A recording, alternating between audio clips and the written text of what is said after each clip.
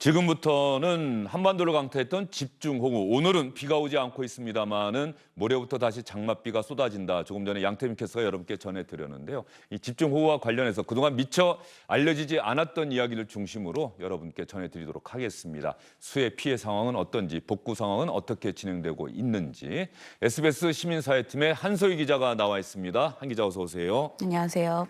일단 피해 상황은 전체적으로 어떻게 집계가 되고 있어요? 오늘 10시 반 기준으로 중대본에서 발표한 걸 보면 사망이 33명, 네. 실종이 9명입니다. 여기에 이제 순환사고, 의암댐 사고는 빠져 있어서 의암댐까지 포함하면 사망이 37명이고요. 실종이 11명입니다. 상당히 오랜 기간 비가 내리면서 피해도 상당히 컸다. 일단 인명피해 상황 그렇게 되고 아마 재산 피해 규모는 더 집계를 해봐야 되겠죠. 재산 피해가 또 상당한 규모로 이번에 있지 않았을까 싶은 생각이 들어요. 네, 재산 피해도 굉장한데요. 일단 시설 피해만 18,000여 건이고 예. 도로 교량만 해도 4,000건이 넘고요. 농경지도 27,000헥타르가 넘으니까 이거를 집계를 정확히 한다고 하면 굉장히 큰 재산 피해일 것으로 예상이 됩니다. 예. 항상 한강의 수위가 높아지면은 SBS를 비롯한 각 방송사들이 취재 기자를 늘 내보내는 것이 잠수교 아니겠습니까? 네. 잠수교는 여전히 물에 잠겨 있는 상황인가요? 예, 오늘도 잠겨 있는 상황인데요. 오늘로 꼭 10하루째 통제 중입니다. 1981년 7월에 일주일 동안 잠수된 게 지금까지 최장 기록이었는데 이번에 10하루째 통제 중으로서 지금까지 최장기 동안 잠수교가 잠수돼 있습니다. 예전에 창밖에 잠수교가 보인다는 노래도 있었는데 지금 10하루째 11일째 창밖으로 보더라도 잠수교는 보이지 않는 상황이 계속되고 있는데 39년 만에 잠수교가 가장 오랜 기간 물 밑에 한강 밑에 잠긴 그런 올 여름이 됐다 이런 말씀을 해주셨고요. 그렇다고 한다면 잠수교가 저렇게 계속해서 물 밑에 있다는 얘기는 한강 수위가 여전히 높다는 뜻이고 그러면 서울 시내 같은 경우는 교통 통제가 계속 되고 있다는 뜻이기도 하겠네요. 네, 사실 서울 시내 주요 도로 대부분은 지금 통제가 풀려 있는 상태인데요. 저희가 말씀드린 잠수교가 지금 잠겨 있는 상황입니다. 한 가지 오늘 좋은 소식이 있었는데 서울시에서 오늘 잠원한강공원을 이제 통제를 해제를 한다. 그래요? 치웠다 이런 거를 발표를 해서요. 오늘 1시부터 잠원한강공원은 이용할 수가 있는 상황입니다. 잠원 한강공원이라고 하면은 아마도 위치적으로는 잠수교와 상당히 밀접한 근접한 지역인 것 같은데 거기 한강공원을 다시 문을 연다라고 하는 뜻은 거기는 적어도 물이 빠졌다는 뜻이기도 하겠네요. 예. 또 안전하다는 판단도 했을 것이고. 예, 지금까지 한강공원 11곳이 모두 통제 중이었는데 오늘 이곳이 풀림으로써 그래도 어느 정도는 조금 나아진 상황이다라고 볼 수는 있지만 아직까지도 긴장을 늦출 수는 없는 상황입니다. 예, 이렇게 비가 오랜 기간 계속 내리면서 비가 많이 내릴 때도 운전하기가 힘들다고 하시는 분들이 상당히 많습니다. 와이퍼를 최고 속도로 해놔도 워낙 비가 많이 쏟아지다 보니까 앞이 제대로 보이지 않고 또 다른 문제도 하나 있습니다. 비가 많이 오니까 땅이 꺼지는 현상이 있죠. 도로 같은 경우는 포트홀이라고도 하는데 말이죠. 이 포트홀 때문에 운전자들의 안전이 위협받는다 이런 기사도 많이 나오고 있는데 주영진의 뉴스 브리핑 팀이 준비한 영상 한번 보시죠.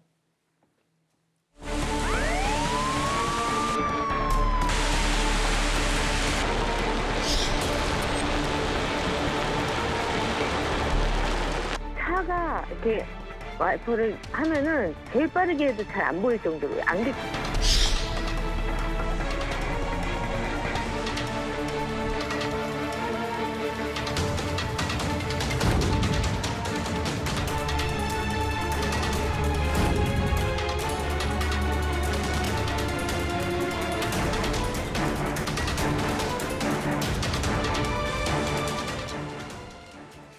포트홀.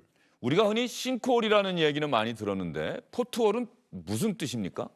포트홀 같은 경우에는 바닥으로 이제 물이 스며들면서 그 도로 표면이 움푹 패이는 현상을 이제 포트홀이라고 하고요. 싱크홀은 그것보다 좀 더 규모가 크고 그 땅 아래에 있는 그 공간에 아예 땅이 꺼져버리는 현상을 말하는 거라서요. 조금 다소 차이가 있습니다. 이 포트홀 같은 경우는 제가 생각해도 제가 만약 운전을 한다고 한다면은 갑자기 포트홀 발견하고 피하려고 하다가도 사고가 날 수가 있고 그 상태에서 빠른 속도로 지나다가 포트홀을 지나면은 타이어가 끼면서 타이어가 터질 수도 있고 차량 하부에 손상도 입을 수가 있고 이런 포트홀 발생 건수가 지금 이번 달 들어서 비가 많이 왔는데요. 이번 달 들어서 혹은 7월 달에 많이 늘었다는 겁니까? 네, 서울시 통계인데요. 이번 달에 8월 1일부터 8월 10일까지를 기준으로 했을 때 포트홀 신고 건수, 포트홀 개수가 7,000개가 넘었다는 통계가 있는데요. 지난달에 3,100개 정도였는데 거의 2배 넘게 집중호우로 늘어난 것으로 조사가 됐습니다. 8월 달 들어서만 저렇게 많은 포트홀이 신고가 됐다. 그만큼 긴 장마의 여파가 크다. 도로도 그만큼 타격을 입었다. 이런 뜻인 것 같은데 이 포트홀을 막기 위해서, 방지하기 위해서는 어떠한 대책이 필요한지, 도로 관리 기관들은 어떻게 관리를 해야 하는지 전문가의 이야기를 들어봤습니다. 포트홀은 말 그대로 도로에서 그리고 파여나가는 그런 현상인데, 빗물이 도로 위로 흘러가면은 도로의 약한 부분에서 콘크리트, 아스팔트가 떨어져 나오는 그런 현상이 발생할 수가 있습니다. 포트홀은 자동차가 다닐 때 그 타이어의 어떤 불안전성을 유도해서 교통사고를 일으킬 수 있는 위험성이 있습니다. 각 도로마다 그 도로를 유지 관리하는 부처들이 다 지정되어져 있거든요. 그래서 그 홍수라든지 또는 장마가 지나고 나면은 급히 그 포토를 되메우는 그런 작업을 할 필요가 있습니다. 저것은 도로 관리하는 쪽에서 좀 새겨들어야 될 이야기인 것 같고요. 한소희 기자, 포토를 만났을 때 운전자들은 어떻게 해야 될까요? 사실은 늘 감속 운전을 할 수도 없는 일이고요. 어떻게 해야 됩니까? 사실 가장 중요한 건 포트홀을 만났을 때 급격하게 핸들을 꺾는 것을 조심하는 게 가장 중요합니다. 예. 그로 인해서 사고가 날 수 있기 때문에 가장 중요한 부분이고요. 사실 운전자 입장에서는 이제 그러니까 포트홀을 발견하면은 속도를 서서히 줄이는 것과 평소에 이제 차간 거리를 유지하면서 안전운전 하시는 게 호우 있을 때는 가장 중요한 것 같습니다. 네, 이 포토는 말이죠. 시청자 여러분, 운전하실 때 언제든지 만날 수가 있는 겁니다. 따라서 지금 한소희 기자가 얘기하신 운전할 때 포토를 발견했다고 해서 너무 놀라서 갑작스럽게 핸들을 꺾는 것은 더 큰 사고로 이어질 수 있으니까는 침착하게 감속하고 이렇게 운전하는 게 좀 필요하다는 생각이 좀 드네요. 비가 오늘은 좀 그친 상황이긴 합니다만은 어쨌든 지역적으로는 또 소나기가 내리면서 집중호우가 또 내려질 수도 있는 상황이고요.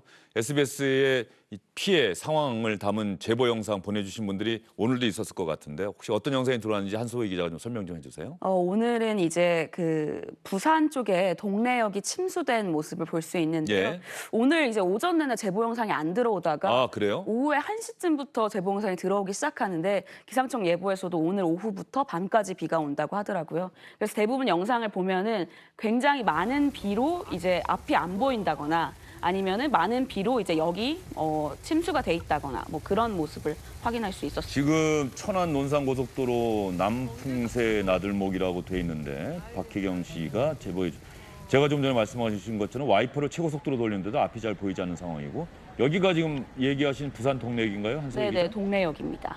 물이 가득 차가지고 이제 집에서 이제 나와가지고 봤는데 물이 너무 차 있어서 깜짝 놀라서 영상을 찍었다는 제보자분이셨습니다. 이게 그러면은 동래역에 물이 들어찬 것은 비가 내려서인지 아니면 뭐 하수구 쪽에 이상이 생긴 건지 그 이유나 원인은 좀 밝혀졌나요? 어떤가요? 뭐 조사를 해봐야 하긴 예. 하는데 제보자분이 말씀하시길로 오늘 굉장히 많은 비가 세차게 내렸다. 그러면서 좀 빨리 물이 들어찼다라고 하는 걸 봐서는 오늘 내린 비 때문에 그런 것으로 보입니다. 그러니까 지금 서울에 비가 안 오고 있고 비가 내리지 않는 곳이 많은데 여전히 집중적으로 순간적으로 많은 비가 내리는 곳이 있다. 부산에도 그랬고 아까 봤던 것처럼 천안 논산 고속도로 남풍새 나들목에도 그렇게 비가 많이 내렸다. 이런 이야기를 여러분께 전해드리도록 하겠습니다. 이렇게 올 여름 장마 기간 내리는 비는 순간적으로 엄청난 양이 한꺼번에 내릴 수가 있기 때문에 시청자 여러분들 특히 그렇게 비가 내릴 경우에는 피해가 없도록 더 각별히 신경을 쓰셔야 될 것 같습니다. 이번에 장마 기간 피해 상황을 여러분께 많이 전해드렸는데 상당히 많은 분들이 관심을 나타내는 것 중에 하나가 역시 생명에 대한 애정과 관심, 소 구출하는 작전도 저희가 뉴스 리포트로 내보내고 그랬는데 말이죠. 예. 이번에 그렇게 구출한 소가 뒤늦게 쌍둥이라고 해야 되나요, 소도? 예. 예, 쌍둥이를 낳았다는 얘기가 있던데 이게 어떤 얘기입니까? 굉장히 기쁜 소식인데요. 예. 이제 그 집중호우로 이제 그 우사가 이제 무너지면서 소들이 나가게 됐는데 네. 이제 돌아온 소가 2마리의 송아지 쌍둥이를 낳은 그런 이야기고요. 이 주인은 아이고, 30마리 예. 정도의 소를 잃은 상황이었는데 저렇게 2마리가 태어나서 굉장히 기뻤고 더 기쁜 소식이 2마리 태어난 것뿐만 아니라 잃어버렸던 소 중에서 한 2마리 정도가 다시 돌아왔다. 겹경사다. 뭐 이렇게 백 씨가 얘기를 했습니다. 예. 저 소식 들으면서 어떤 분은 그렇게 댓글을 달았더군요. 저 쌍둥이 송아지 때문에 어미 소가 엄마 소가 그 위험한 상황에서도 끝까지 포기하지 않았던 것 아니냐. 지붕에서 구조가 됐다는 거죠? 저 어미 소가? 지붕에서 이제 마취총으로 소를 한 다음에 크레인으로 내리는 작업으로 구조를 한 소. 지금 화면에 나오는 바로 저 소가 맞는 겁니까? 저 화면이 계속 나오는데? 같은 소인지는 확인이 안 예. 됐는데요. 같은 우사에 있었던 소인 것으로 보이는 상황입니다. 예. 비 피해 때문에 축사가 무너지고 급격히 불어난 물에 소가 떠내려갔는데 일반 주택 지붕에서 버티면서 구출되기를 기다렸고 구출되자마자 그야말로 그때까지 참아왔다는 듯 쌍둥이 송아지를 출산을 했다. 주인으로서는 많은 소를 잃어버리긴 했지만 그래도 이 어미소가 쌍둥이 송아지를 낳으니 어떤 보상을 받은 것 같다면서 상당히 기뻐했다는 소식을 여러분께 말씀을 드리도록 하겠습니다. 뭐 이런 소식 들을 때마다 사실 많은 분들이 크게 힘을 내고 또 박수를 보내고 그럴 텐데요. 역시 이번에도 기분 좋은 소식, 따뜻한 소식입니다. 이렇게 비 피해가 날 때마다 많은 분들이 위험한 상황에 처하게 되죠. 고립된 차 안에 있거나 계곡물이 급격하게 불어나면서 고립된 분들이 있고 이런 분들을 구출하는 작업이 상당히 어렵습니다. 이럴 때 용기를 내서 본인의 안전도 안전이지만 다른 사람의 생명을 먼저 생각하고 자신의 위험을 무릅쓰고 구하는 이런 의인들의 이야기를 주영진의 뉴스브리핑 팀에서 영상으로 구성해봤습니다.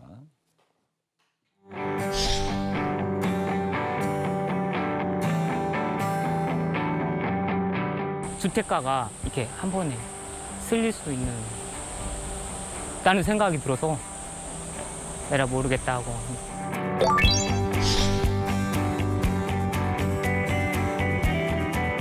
거의 3분의 2 이상이 무너지고 있더라고요. 그래서 급한 마음에 막 흥분돼가지고 그 마을 이장님한테 연락을 취해서 그 흘러내리고 있다고.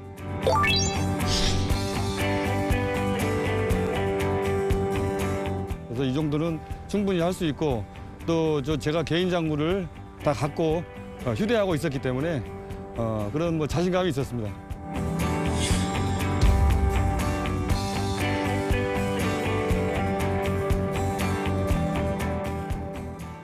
더 큰 피해를 막고 또 위험에 처한 사람들을 구하고 이렇게 자신의 안전보다 다른 사람들의 안전을 더 우선시하는 이런 분들 덕분에 그래도 세상은 좀 아직 살만하다 이런 생각 들지 않겠습니까? 네, 그 리포트 보면서 저도 그 너무 담기에 너무 많은 의인들이 있어서 예. 오히려 안타까울 정도로 이번 수해 때 정말 많은 분들이 도움을 서로 주고받고 하는 게 굉장히 훈훈한 모습이라고 생각이 들었습니다. 예. 이럴 때일수록 어떤 사람의 진면목, 사람이 꽃보다 아름답다는 노래가 왜 나오는지를 우리가 확인하게 하는 그런 가슴 따뜻한 이야기들이 늘 많이 나오는 것 같습니다. 자, 이번 비 피해 상황 관련해서 말이죠. 의암호 사고가 상당히 많은 분들이 안타까워하고 있고 오늘 고용노동청에서도 별도의 조사, 경찰서와 별도로 조사를 하겠다 이런 기사가 들어왔는데 아직 두 분이 실종된 상태에서 구조가 되지 않은 상황이고요. 일단 수초섬을 떠내려가지 못하도록 고박시키라는 지시가 있었는지 이 부분 밝히는 게 관건이죠. 네, 그 부분을 아무래도 경찰에서도 가장 이제 중점적으로 수사를 하고 있고요. 오늘 이제 춘천시청이랑 그 수초 관리 업체를 압수수색을 했어요. 그래서 예. 경찰에서도 그 작업 지시가 있었다면은 누가 했는지 이런 것들을 가려내서 업무상 과실치사나 뭐 이런 것들을 적용할 수 있는지를 검토하고 있는 것 같습니다. 예, 그 부분 관련해서는 이 실종된 분들 또 좀 사망한 상태로 발견되신 분들의 가족과 춘천시청의 이야기가 많이 다른 것 같아요. 춘천시청에서는 오히려 너무 위험하니까 그 갖지 못하도록 해라라고 했다는 게 춘천시청의 주장이고요. 수초 관리 업체나 아니면 유가족들은 아니 지시가 없었는데 어떻게 그 위험한 현장에 나갔겠냐. 그리고 그 업체 쪽에서도 미리미리 대기를 하라 작업 지시를 했다는 게 그 주장입니다. 경찰사가 끝나고 나면은 일단 법적인 사실관계 이런 부분들은 드러나긴 하겠습니다만 상식적으로 그렇게 비가 많이 오고 소양강 의암호의 수위도 많이 올라가고 물살의 속도도 빠르고 이런 상황에서 자발적으로 그래서 그 실종된 분들의 가족이 주장하는 게 왜 모든 책임을 실종된 사람들에게 떠넘기려 하느냐. 지시가 없었다면 이것을 왜 굳이 위험을 무릅쓰고 가서 했겠느냐. 뭐 이런 이야기를 하고 있는 건 아니에요? 네, 그 당시에 이제 소양강댐이라든지 예. 뭐 여러 가지 이제 순문을 개방을 해서 유속이 굉장히 빠른 상황이었는데 그날 이제 그 나갈 때까지 과연 어떠한 사건들이 있었는지 어떠한 지시가 있었는지가 아직 불분명한 상황이라서요. 유가족들도 진상 규명을 요구하면서 청와대 청원이나 정보공개 청구나 아주 적극적으로 대응하고 있는 상황입니다. 예. 하여튼 무엇보다 중요한 것은 이 실종된 분들이 하루빨리 가족의 품으로 좀 돌아오는 것. 그래서 좀 수색 작업에 좀 더 속도를 냈으면 좋겠다는 생각이 들고요. 이 섬진강댐 하류 쪽 그 제방도 붕괴가 되면서 많은 피해가 있었고 그런데 주민들이 점차적으로 목소리를 높이고 있는 부분이 섬진강댐이 뭐 방류하는 건 다 좋은데 너무나 빠른 시간 안에 급속도로 방류량을 늘리면서 그야말로 다른 물건 챙길 겨를도 없이 몸만 빠져나왔다. 그래서 피해가 더 커진 것이다라고 주민들이 지금 주장을 하고 있다면서요? 예, 그 계획 홍수이라고 이제 이 정도가 되면은 이제 앞으로는 홍수 관리를 좀 열심히 해야 된다 뭐 이런 기준이 있는데 이미 근접한 상황이었는데도 방수를 계속하지 않다가 위험한 수준이 되니까 한꺼번에 방류를 한 게 아니냐는 게 그쪽 이제 주민들의 주장이고요. 이런 문제 때문에 이거를 방류를 해서 넘친 건지 아니면은 뭐 진짜 비가 많이 와서 넘친 건지는 조사가 필요하겠지만 일단 주민들은 답답함을 호소하고 있는 상황입니다. 지금 보니까 8월 7일까지는 방류량이 초당 400톤 정도였는데 그 다음 날 하루 뒤에는 갑자기 3배 이상 뛰었네요. 1,400톤 그리고 8월 8일에는 1,800톤 거의 5배 가까이 뛰었는데 말이죠. 이렇게 방류량이 급속도로 증가한 것. 이 부분 때문에 피해가 컸다는 주민들의 이야기 한번 조사할 필요성은 분명히 있어 보입니다. 숫자가 보여주네요. 예, 그러니까 집중호우가 가장 심했던 8일 날 그 19개 수문을 모두 열었다는 건데 조금씩 점차적으로 열 수 있지 않았겠느냐 이런 아쉬움이 있었다고들 말하고 있는 상황입니다. 예, 한국 그 섬진강댐을 관리하는 쪽에서는 차근차근 매뉴얼대로 했다 뭐 이렇게 주장을 하고 있는 것 같은데 어쨌든 주민들의 이야기가 그렇게 나오고 있으니까 좀 조사를 해봐야 될 것 같은 생각이 들고요. 이번에 상당히 많이 나왔던 얘기가 현 정부 들어와서 그 태양광 발전 이 부분이 새로운 대체 에너지원 해갖고 상당히 많은 곳에 특히 산 지역에 태양광 발전소를 세웠는데 이번에 집중적으로 비가 오랫동안 내리고 많은 비가 내리다 보니까 결과적으로 나무를 베고 그곳에다가 태양광 발전소 지은 것 아니냐. 그거 때문에 산사태가 많이 난 것 아니냐. 뭐 이런 얘기도 있던데 뭐 그쪽에서 산림청이나 이런 데서 자료를 내놨던데요. 한 1%라고요? 예, 의견이 갈리고 있는 상황인데요.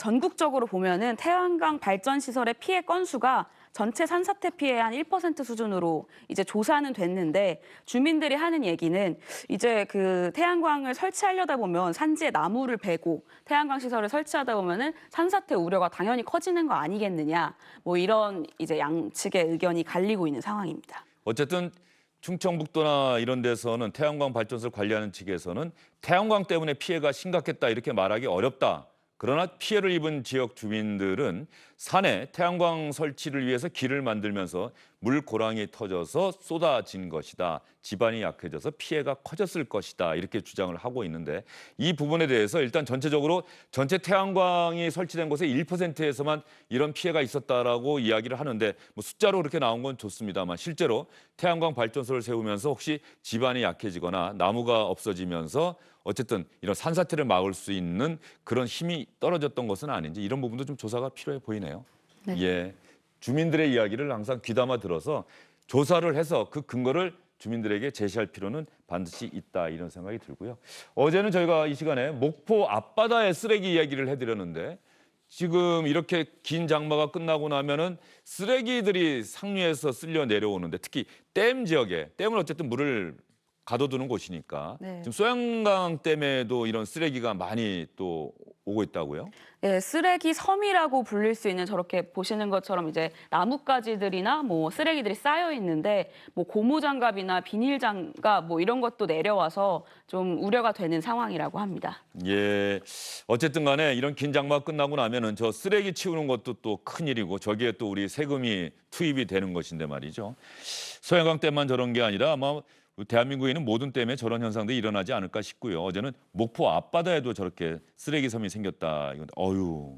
네, 쓰레기가 굉장히 심각한데 이게 한 20일 정도가 지나면은 밑에 가라앉게 되는데 가라앉게 되면 이게 치우기가 굉장히 어렵고 아, 그 전에 또 치워야 되는 거군요. 네, 그래서 빨리 치워야 돼서 소양강댐 같은 경우에는 이번 달 초에 다 치웠는데 또 집중호우 때문에 저렇게 밀려온 거라고 합니다. 예, 이 사진 정말 섬이네요. 섬. 저걸 저런 작은 보트로 다 치우기는 어려운 것 같고 일단 그 쓰레기가 더 이상 흘러내려가지 않도록 뭔가 이렇게 망을 치는 것 같네요. 지금 작업하시는 게 그런 망 치는 것 같고 소양강 댐은 소양강만 막은 건데 가령 팔당댐 같은 경우는 북한강과 남한강을 동시에 또 이렇게 가둬두는 곳이다 보니까 팔당댐에도 저런 현상이 일어날 수가 있어 보이고요.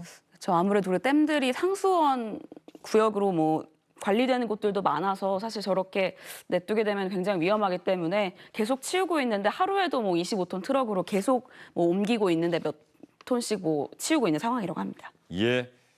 한소희 기자와 함께 이번 집중호우로 인한 피해 상황 그리고 이런 피해 속에서도 따뜻하게 빛났던 의인들의 이야기 여러분께 전해드렸습니다. 한소희 기자 정말 수고 많으셨어요.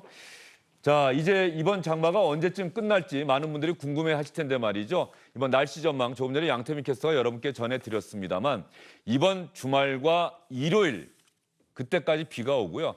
다음 주 월요일 임시공휴일인 17일부터는 장마가 끝날 겁니다라는 기상 전문가의 이야기가 있어서 여러분께 들려드리겠습니다. 네, 장마전선이 북한으로 올라가면서 우리나라 남한 전체에는 비가 내리지 않고 있지만 이 올라간 장마전선이 남하하면서 차고 건조한 공기를 끌어내리기 때문에 따뜻한 공기와 부딪혀 14일과 15, 16일 사이에 중부지방에서 집중호우 가능성이 매우 높고요. 17일부터는 이제 장마 영향권에서 완전히 벗어날 것으로 전망하고 있습니다.